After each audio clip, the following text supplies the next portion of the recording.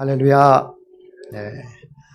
오늘은 에스라 두 번째 시간을 맞이해서 회복의 진행이라는 제목으로 여러분들에게 잠시 말씀을 드립니다. 첫 번째 시간은 회복의 첫 단추에 대해서 말씀을 드렸는데, 회복의 첫 단추라 하는 것이 무엇이냐? 바로 하나님의 말씀이다. 예레미야에게 하나님께서 말씀을 하셨고, 그 말씀이 이스라엘 백성들 가운데 70년 후에 이 약속된 말씀이 이루어지게 됩니다. 회복은 하나님의 말씀으로부터 시작됨을 바로 회복의 첫 단추라는 그 제목을 통해서 우리는 알게 되었습니다. 하나님의 말씀으로부터 회복이 시작되니 우리의 인생도 하나님의 말씀으로부터 출발해야 할 줄 믿습니다. 하나님의 말씀이 이 심령 가운데 있으면 어떤 상황에서도, 사방으로 우겨싸움을 당하는 이 세상의 삶 속에서도 내 속에 하나님의 말씀이 계시기 때문에 그 말씀이 순간순간 떠오르게 되고, 그 말씀으로 인하여 내가 어떻게 살아가야 할 것인지 깨닫게 됩니다. 그러나 하나님의 말씀이 내 심령에 있지 않은 가운데서는 내 생각이 나를 지배하게 되고, 내 경험이 나를 지배하게 되고, 나의 습관과 나의 오래된 그런 전통적인 이런 생활 습관으로 인해서 삶을 영위해 나가게 되니 하나님이 보실 때에 얼마나 어리석은 모습이 아닐까, 그런 모습을 여러분들은 많이 체험하게 될 줄 믿습니다. 그러니 우리가 이 세상을 살아감에 있어서 하나님의 말씀이 내 삶에 지대한 영향을 미치게 되고 내 삶의 발걸음을 인도해 나가시는 것을 여러분들 경험하실 수 있기를 바랍니다. 그래서 매일매일 하나님의 말씀을 묵상하고 그 말씀을 내 가슴에 새기고 그 말씀을 입술로 되뇌이면서 그 말씀이 나에게 어떤 것을 요구하시는지, 하나님께서 나에게 어떤 말씀을 통해서 나를 인도해 가시는지, 그것을 내 마음속에서 깨닫고 그 말씀에 힘입어서 살아나갈 때에 하나님께서는 그 말씀 위에 하나님의 영광과 역사를 여러분들에게 허락하실 줄 믿습니다. 그럴 때 회복이 이루어지는 거예요. 말씀이 내 속에 임하니까 회개하게 됩니다. 왜? 그 말씀이 내 죄를 건드려요. 죄의 내관을 건드리니 이것이 이제 폭발하게 되죠. 폭발하게 되면 어떻게 됩니까? 하나님 앞에 엎드려지게 되는 거예요. 말씀에 힘입어서 우리가 회개가 나타나게 된다라는 것이죠. 우리의 삶에 있어서 날마다 기적을 꿈꾸며 살아갑니다. 내가 하나님께 기도하는 이 기도의 제목들이 바로바로 응답됐으면 좋겠고, 순간적으로 이루어졌으면 좋겠고, 날마다 하나님께서 나에게 역사하셔서 기적의 삶이 되었으면 좋겠는데 하나님께서는 우리의 삶을 그렇게 내버려 두지 않으십니다. 기도하면 당장 응답되고 길이 열리고 해결되기를 바라는 이 마음이 간절한데, 그럼에도 불구하고 하나님께서 내 마음을 아시는지 모르시는지, 내 생각과는 달리 언제 응답하시는지, 시장 가신 아버지가 먹을 거를 사가지고 오신다고 했는데 왜 이렇게 더디 오시는지, 아버지가 기다려지는 것이 아니라 그 간식이 기다려지는데 그 시간이 왜 이렇게 오래 걸리는지, 그런 것처럼 하나님께서 나에게 응답 주시는 것이 굉장히 더디게 느껴질 때가 많이 있습니다. 그런데 에스라서는 우리에게 분명히 말씀을 하고 있습니다.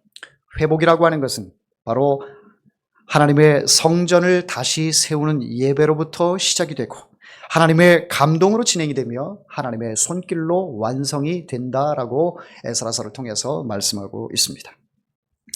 오늘 본문은 회복의 첫 단추, 말씀 이후에 무엇이 일어났는가를 우리에게 알려주고 있습니다. 첫 번째, 하나님께서 우리에게 회복의 진행을 어떻게 이루어 가시느냐, 5절 말씀을 보면, 1장 5절 말씀을 보면, 이에 유다와 베냐민 족장들과 제사장들과 레위 사람들과 그 마음이 하나님께 감동을 받고 올라가서, 한번 따라합니다. 하나님께 감동을 받고, 할렐루야. 정확한 표현은 하나님이 그의 마음을 감동을 시키셨습니다. 감동이라고 하는 말은 히브리어로 오르라는 말입니다. 오르. 오르는 깨닫다, 흔들다, 불이 붙는다, 이런 뜻을 가지고 있어요. 그러니까 감동이 될 때는 우리 마음속에 불이 붙어요. 깨닫게 돼요. 부서져요. 내 자아가 부서집니다. 여러분 흔히 예배 이후에 목사님 은혜 받았습니다, 감동 받았습니다, 이런 얘기들을 종종 하십니다. 그런데 그 은혜 받았다, 감동 받았다라고 하는 그 의미를 여러분들이 분명히 알고 은혜 받을 수 있기를 바랍니다. 자, 은혜 받은 것이 무엇이냐? 감동된 것이 무엇이냐? 한번 따라합니다. 내 자신이 깨어졌다. 나 자신이 불이 붙었다. 할렐루야. 그것이 은혜 받은 것이고 그것이 감동받은 것이에요. 하나님의 말씀이 임하니 그 말씀이 내 죄의 모습을 방망이처럼 두들겨서 내 자아가 깨어지고 내 속에 꼭꼭 숨겨두었던 그 죄악이 드러나니 하나님 앞에 회개할 수밖에 없지요. 그럴 때에 감동이 되었다라고 하는 거예요. 그냥 내 머릿속에 이해가 됐어요. 오늘 설교 참 즐거웠어요. 재밌었어요. 행복했어요. 이것이 감동이 아니라 내 죄가 생각이 났어요. 목사님 말씀을 들을 때에 내가 그동안 잊고 왔었던 그 죄들이 하나 둘 생각이 나는데 하나님의 말씀처럼 들렸어요. 이게 깨달아지니까 어떻게 해야 합니까? 깨달아진 것은 깨달음으로 끝나서는 그것이 은혜가 아니에요. 은혜라는 것은 내가 깨닫고 난 뒤에는 내 삶으로 이어질 때 이것이 진정한 은혜인 것입니다. 그래서 여러분들이 예배 이후에 느꼈던 그 감정이 은혜가 아니고 그 감정이 감동이 아니라 내 삶 속에서 오늘 그 말씀을 내가 실천하면 살아야지. 그러면서 그 삶대로 나아갈 때에 그것이 내가 은혜 받은 백성이구나. 그것을 알게 되는 것입니다. 자, 보십시오. 이스라엘 백성들에게 예레미야를 통해서 70년 뒤에는 다시 고국으로 돌아올 것이다 라고 예언의 말씀이 임했어요. 그 말씀이 이제 실행되는 그 과정이 오늘 본문의 내용인데 이 백성들이 감동이 되었어요. 어떤 감동이 되었습니까? 성전을 지어라 라고 하는 그 감동이 그들에게 나타났습니다. 그러다 보니 5절 말씀에 유다와 베냐민 족장과 제사장들과 레위 사람들과 그 마음이 하나님께 감동을 받아서 사람들이 다 올라와서 성전을 건축하고자 한 내용이 나와요. 자, 고국으로 돌아간다. 70년 뒤는 고국으로 돌아간다. 예레미야를 통해서 분명히 말씀을 들었어요. 은혜가 됐어요. 감동이 됐어요. 근데 여기서 그친 것이 아니라 이스라엘 백성들에게 있어서는 경제가 중요한 게 아니에요. 내 삶이 중요한 게 아니에요. 우리 가정의 행복, 안락 이것이 중요한 게 아니에요. 여호와 하나님을 대면하여 뵐 수 있고 여호와 하나님의 말씀을 들을 수 있고 여호와 하나님께서 운행하심을 느낄 수 있는 그곳 바로 성전이 다시 재건축이 되어지는 것이 이것이 가장 중요했습니다. 그래서 고국으로 돌아간다라고 말씀은 늘 들어왔는데 고국으로 돌아가는 것 그것이 기쁨이 되고 행복이었고 그것이 우리의 염원이 이루어지는 순간에 그러면 우리는 무엇을 해야 할 것인가? 라고 봤을 때 가장 첫 번째는 바로 성전 건축이다. 그것을 실천하며 나아가는 거예요.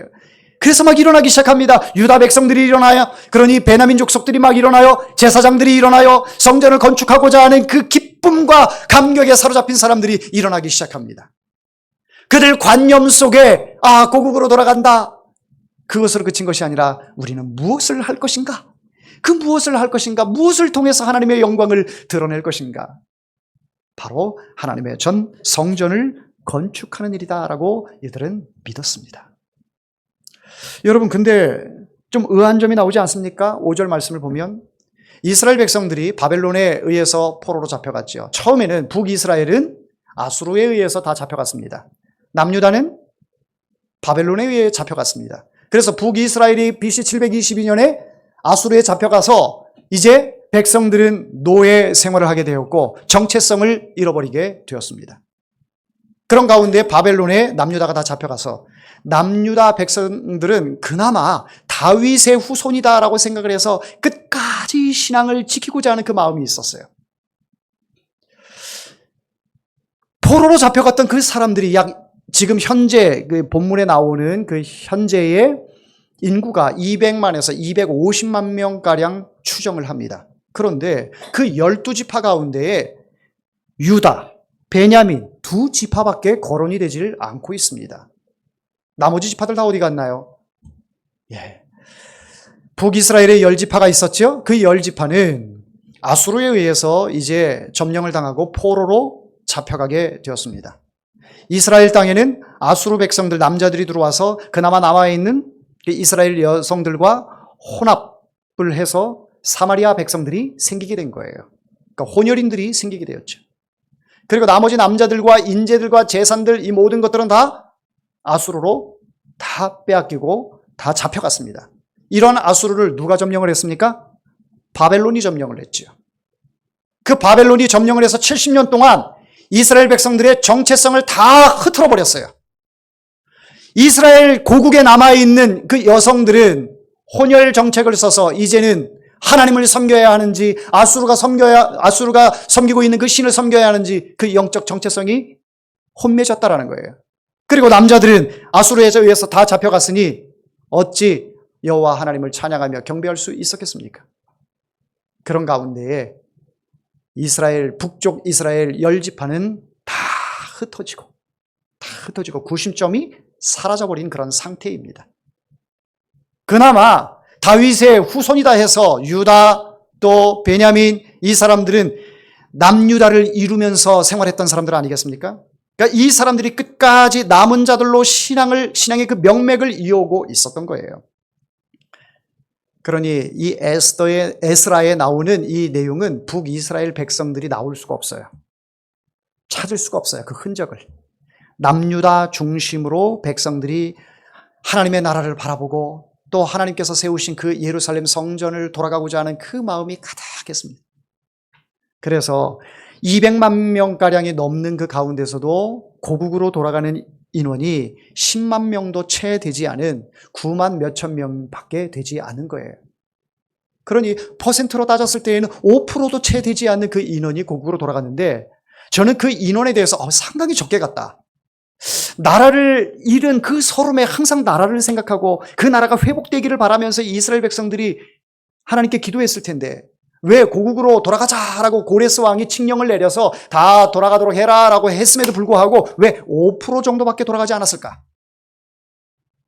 나머지 이 95%는 왜 페르시아 지역에 남아 있었을까? 생각해 봤을 때 이제 세월이 남유다는 잡혀간 지 70년 됐지만 북이스라엘은 굉장히 오래된 거예요. BC 722년부터 잡혀가서 수백 년이 지금 흐르게 된 겁니다. 그러니 북이스라엘 그 지파와 백성들은 그 정체성이 완전히 다 땅에 떨어지고 내가 이스라엘 사람인지 아니면 아수르 사람인지 바벨론 사람인지 이런 것조차도 이제 이 후대를 통해서 그 교육들이 제대로 이루어지지 않게 되는 것이죠. 간혹가다 이야기를 했을 겁니다. 우리의 뿌리는 이스라엘이다. 우리의 조상은 아브라함이다. 그런데 아수르에서 바벨론에서 오래 생활하다 보니 그 지역 사람들하고 결혼하고 이제는 그 교육이 목의 중심으로 흐르다 보면 또 이 바벨론의 어머니를 두거나 아수르의 어머니를 두거나 막 이러다 보면 교육이 제대로 이루어지지 않아서 이스라엘 백성들이 이 귀한 행렬에 많이 참여하지 못했던 것으로 학자들은 이야기를 하고 있습니다. 그래서 5%가 귀환해서 돌아갔다라고 하는 것이 이것이 결코 적은 인원이 아니다.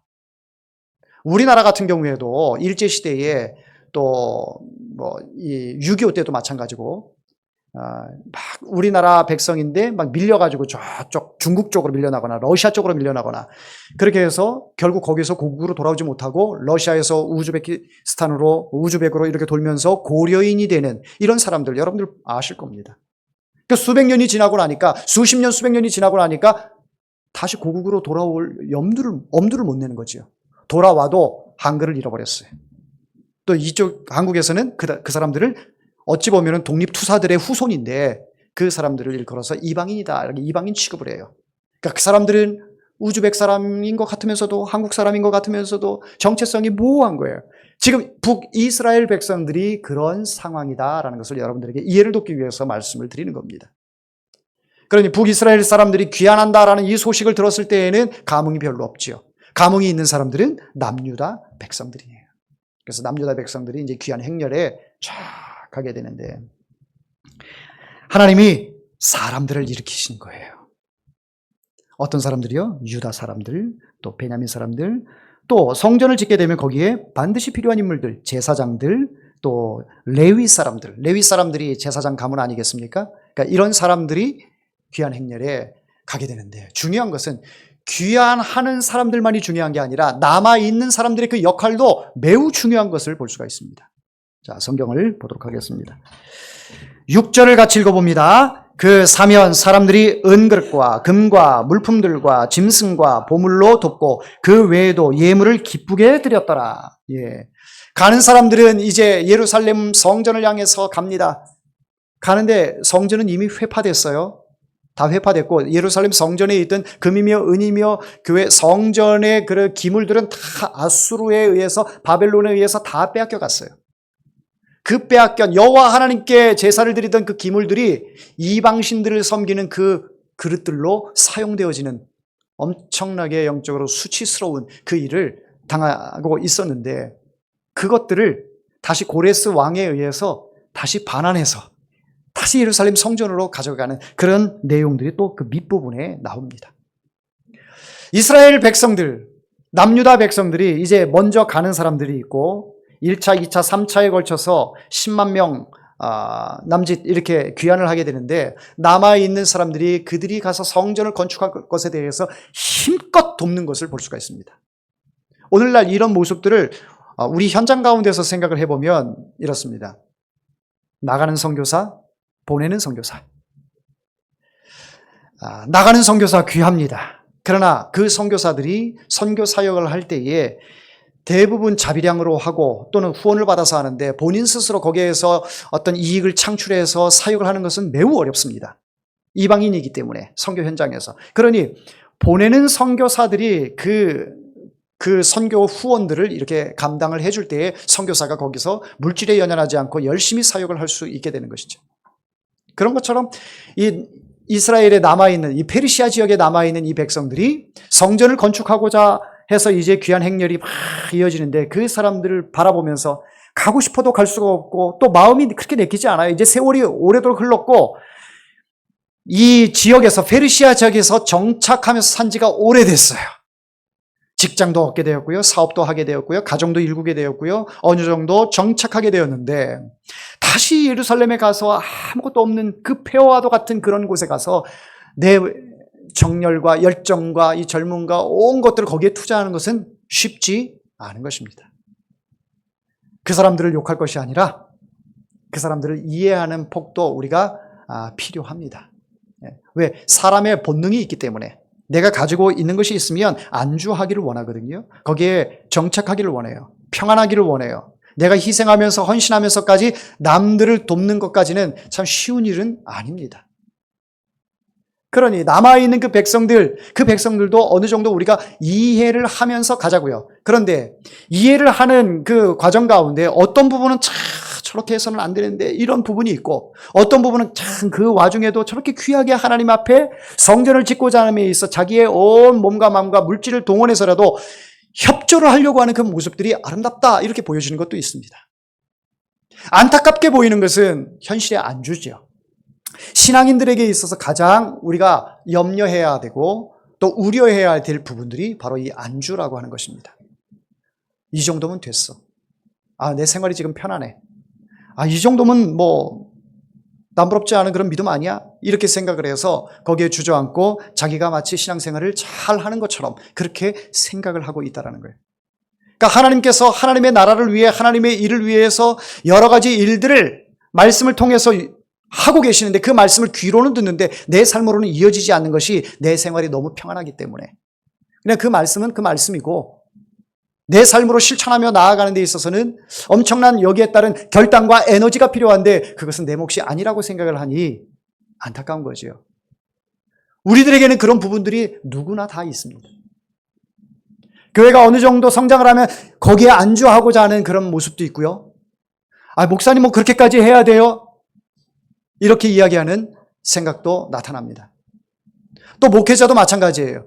이 정도면 거기에 안주하고 어떤 하나님께서 약속하신 이 말씀의 그 진행됨을 따라가는 것이 아니라 그냥 거기에서 마치 이렇게 울타리를 쳐놓고 고기를 가둬놓고 있는 수족관 같이 물고기들이 흘러서 계속 활동량이 있게 이렇게 해야 되는데 교회 모습들이 그런 것이 아니라 울타리를 쳐놓고 그 안에서 마치 사유가듯이 하는 이런 모습들이 나타난다면 그런 모습은 하나님이 원하시지 않는 것이다.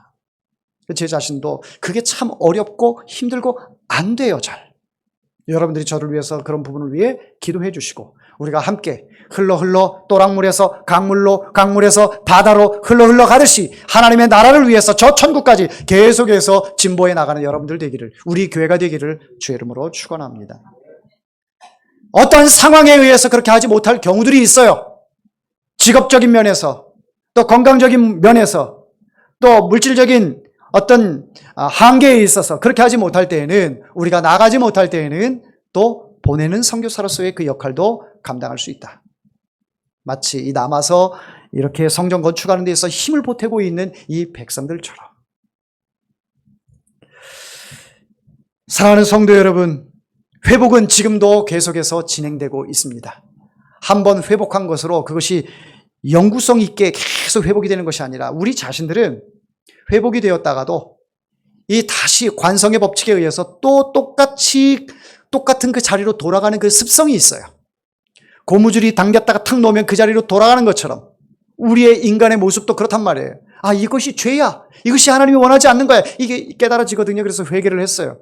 그러니까 다시는 거기로 돌아가고 싶지 않아서 하나님의 말씀 붙들고 막 살아가요. 그런데 살다 보니 여러 가지 환경에 노출되고 유혹의 손길이 나를 내버려 두지 않아요. 그러다 보니 그것을 덥석덥석 잡다 보니 어느 정도 세상과 타협하게 되고, 그 뒤돌아보니까 내가 멀찌감치 지금 세상 깊숙한 곳으로 와 있는 모습을 보게 돼요. 회복이 됐다가 다시 세상으로 돌아간 나의 모습들. 다시 회복을 해야 돼요. 그래서 이 회복이라고 하는 것은 한 번으로 그치는 것이 아니라 계속 진행이 되어야 돼요. 계속 내 자신을 돌아봐야 되고, 내가 말씀 안에 거하고 있는가? 하나님께서 원하는 삶을 살고 있는가? 지금 내가 세상 사람들과 지금 짝지어 사는 모습은 아닌가? 그들과 같이 생각을 공유하고 하나님의 말씀은 뒷전으로 하고 있는 것은 아닌가? 이런 부분들을 돌아보면서 날마다 하나님의 나라를 위해서 진행해 나가는, 회복의 진행을 해 나가도록 힘쓰는 여러분들이 되기를 주 이름으로 축원합니다. 자, 저는 이 에스라를 읽고 여러분들에게 말씀을 전하려고 준비하면서 이 고레스라고 하는 그 인물에 대해서 참 어떻게 이 믿지 않는 사람이, 하나님을 알지 않는 사람이, 그의 입술이 하나님이 신 중에 진짜 신이다. 네? 그러면 하나님을 믿든가. 믿지도 않으면서 하나님이 신 중에 하나님은 참신이다, 이렇게 이야기를 하고 있어요.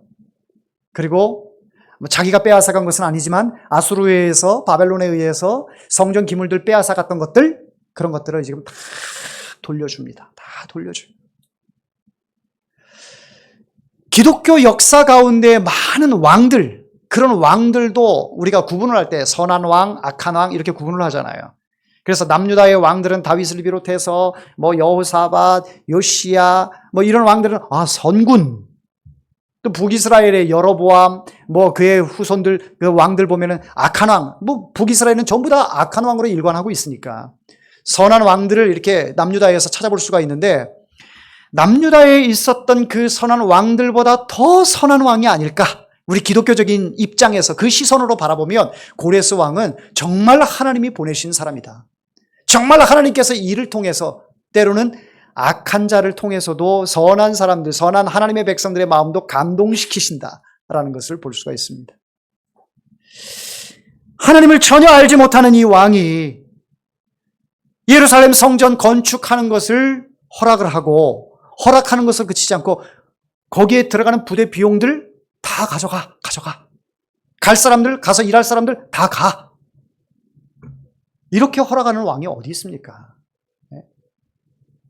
제국의 황제가 되어서 포로 한 사람이 더 귀한데, 포로를 통해서 더 많은 건축을 하고 자기의 왕궁을 짓고 성벽을 짓고 이런 일들에 동원될 그 손길들이 필요한데, 그 사람들을 다 보내준다라고 하는 것, 이게 사람의 생각으로 가능할까요?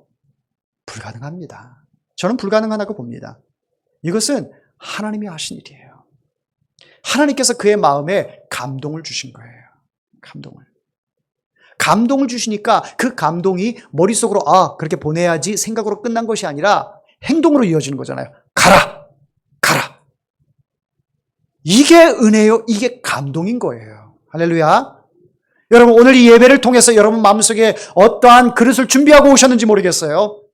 그 그릇에 하나님의 은혜의 말씀을 담아가실 때에, 담아가는 것으로 그치지 마시고 담아간 것을 삶의 현장에서 실천하며 삶을 통해서 드러내며 많은 사람들에게 복음을 전하며 하나님의 영광을 드러내는, 실천하는 여러분들 되기를 원합니다. 그것이 우리 교회 모토 아니에요? 바른 믿음, 바른 행함. 믿음이 있으면 행함으로 나타나게 돼 있는 거예요. 이것은 동전의 양면과 같는 거예요. 예배를 자주 드리는 것이 은혜가 아니라, 많이 드리는 것이 예배가 아니라, 그것이 하나님이 기뻐하는 것이 아니라, 여러분이 일주일 가운데서도 한두 번 예배를 하나님께 드리더라도 그 예배를 통해서 내 삶 속에서 나타나시는 그 하나님, 어떻게 살아갈까? 말씀을 주신 것은 분명히 이 말씀을 머릿속에만 두고 살라고 하는 것이 아니라 이 머릿속에 둔 말씀을 삶 속에서 복음을 증거하며 그리스도의 향기로, 그리스도의 편지로 살라고 우리 주님이 말씀하신 것인데, 내가 머릿속에 기억하는 것으로 끝나는 것이 아니라 한두 가지라도 내가 실천하면서 살아가는 것이 하나님을 기쁘게 하는 것이고, 그것이 은혜 받은 자들의 모습이다라고 하는 것입니다. 고레스는 하나님이 그 마음속에 임재하셔서 마음이 감동이 되었어요. 하나님께서 예레미야의 마음을 감동시켜서 말씀을 전하게 하셨고, 하나님께서 유다 백성과 베냐민 족속과 또 제사장과 또 많은 레위인들, 성전 건축에 동원하는 많은 사람들에게 마음속에 감동을 주시니까 그 감동이 생각으로만 그치는 것이 아니라, 생각을 했어요. 그런데 내 삶을 보니까 도저히 할 수 없어. 거기서 멈춘 것이 아니라 할 수 없는 환경이지만 가자. 내가 지금 이 페르시아 지역에서 평안하게 가정을 이루고 살고 있고, 비록 우리가 페르시아 사람들이 아니고 바벨론 사람이 아니더라도 이방인 취급이 있다 할지라도 그 속에서 어느 정도 이제 세대가 거치면서 이곳에서 살아갈 수 있는 그 모든 기반들을 마련을 했는데, 이런 것들을 내려놓고 예루살렘으로 간다라고 하는 것이, 이것이 감동이고 이것이 은혜인 거예요. 실천하는 삶. 자, 그러면서 이 바사왕 고레스를 통해서 창고지기 미르닷에게 명령을 하지요. 그릇들을 꺼내어 세워서 유다 총독 세스바살에게 다 넘겨주라. 세스바살이, 이 유다 총독이 누구냐면 여러 얘기들이 분분해요. 나중에 예루살렘 성전을 건축을 이제 귀환해서 돌아가서 성전 건축을 했던 수룹바벨이다, 이렇게 이야기도 하고, 또 수룹바벨이 아니라 동시대에 유다 총독으로서 일을 했던 그런 인물이다라고 보는데, 여러 의견들이 분분하지만 그 가운데에 우리가 어느 정도 이 세스바살이 수룹바벨이다라고 하는 것에 대해서 여러 학자들이 이렇게 의견들을 이렇게 모으는 것을 볼 수가 있습니다. 그래서 유다 총독에게 성전에 있는 모든 그 기물들, 그 페르시아 지역에 있는 그 기물들을 다 세스바살에게 넘겨주죠. 그 세스바살이 이 기물들을 가지고 예루살렘 성전 건축을 할 때에 다시 그 성전 내부에 이렇게 다 기물들을 비치하는 것을 볼 수가 있는 거죠. 예루살렘 성전이 솔로몬 시대에 있었던 그 영광스러운, 아주 그 자태를 뽐내고 금으로 다 발랐던 그런 궁전은 아니었어도, 그런 성전은 아니었어도, 이제 수룹바벨에 의해서 아주 작고 아담한 성전이긴 하지만, 그래도 귀환하는 사람들의 그 마음과 또 보내는 사람들이 마음이 합쳐져서 예루살렘 성전이 다시 재건돼가는 그 모습을 볼 수가 있습니다. 사랑하는 성도 여러분, 고린도의 말씀에 보면은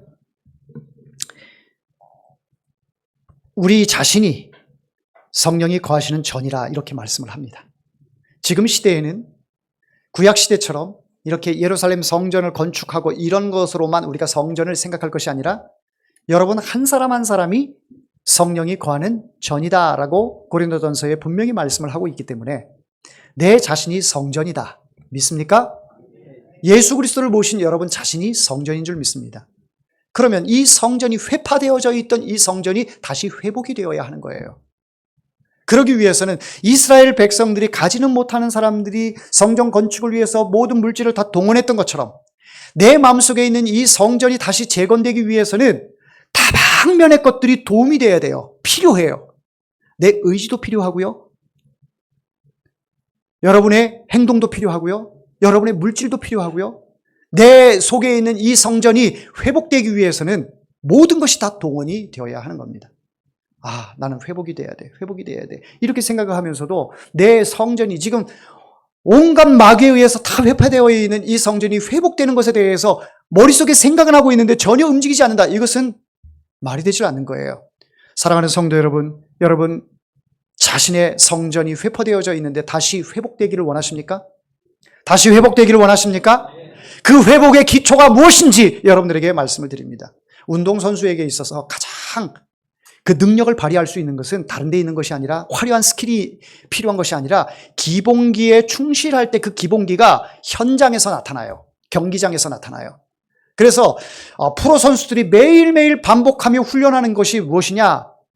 탁월한 스킬을 연습하는 게 아니에요. 그냥 자기가 평상시에 해오던 그 기본기를 해요. 기본기. 그 기본기를 하니까 현장에서 그게 자연스럽게 나타나는 거예요. 즉 우리에게 적용을 해보면 하나님의 백성들에게 있어서 회복이 되어지는 것은 어떤 것으로부터 시작이 되냐? 내 성전의 회복은 바로 예배로부터 시작이 된다.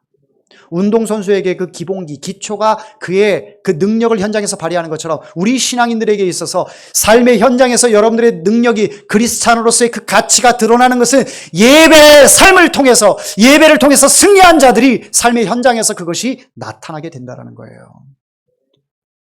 내 마음의 성전이 이것이 회복이 되려면 여러분 예배가 바로 서야 합니다. 예루살렘 성전을 건축하기 위한 것이 왜 건축을 합니까? 하나님 앞에 예배가 다시 회복되기를 원해서 이스라엘 백성들이 성전 건축을 하는 거예요. 왜? 예배 가운데 하나님이 임재하시니까. 예배 가운데 하나님께서 여러분의 아픔을 만져주세요. 예배 가운데 여러분의 소망을 하나님께서 들어주세요. 우리의 가장 기본적인 것은 바로 이 예배로부터 시작을 합니다. 예배가 회복이 돼야 돼요. 하나님 앞에 나와서 예배 드릴 때 하나님, 예배는 뭡니까? 하나님 앞에 드리는 거예요. 드려지는 거예요. 이스라엘 백성들이 하나님 앞에 제사를 드리는 것은 그저 형식이 아니에요. 양을 잡고 소를 잡고 이를 잡는 것은 내가 죽는 것을 의미합니다. 내가 죽어야 되는데 저 짐승에게 하나님께서 은혜를 주셔서 내 죄를 저 양에게 다 도말하고 소에게 도말해서 양과 소를 잡아가면서 내 죄를 용서해 주신 그 하나님. 그래서 내가 예배를 드림으로 내 자신이 죄악으로 물들어 있던 것이 이제 깨끗한 예수 그리스도의 보혈의 피로 바뀌어지게 되는 거죠. 바로 이 예배가 회복이 돼야 여러분들이 이 10년 가운데 있는 이 죄가 다 깨끗이 씻어지는 겁니다. 깨끗함을 통해서 여러분들이 출발을 해도 온갖 가다 보면 이 이물질들이 막 달라붙는데 날마다 회복이 이게 진행이 되어야 하지 않겠습니까? 아무리 빨아서 입고 새 옷을 입어도 밖에 나갔다가 들어오면 얼마나 오염물질들이 묻어옵니까? 그런 것처럼 우리의 인생도 그런 거예요.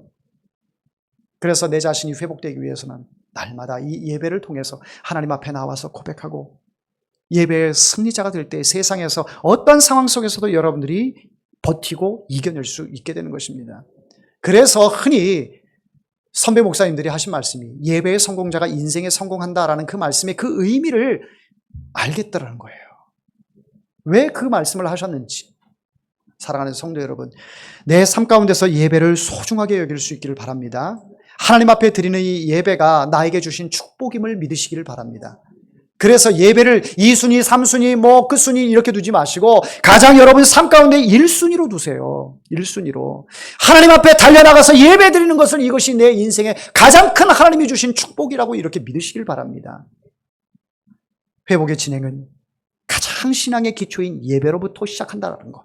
여러분들 꼭 명심하고 또 삶에 실천하며 삶의 예배가 이어지는 여러분들 되기를 축원합니다.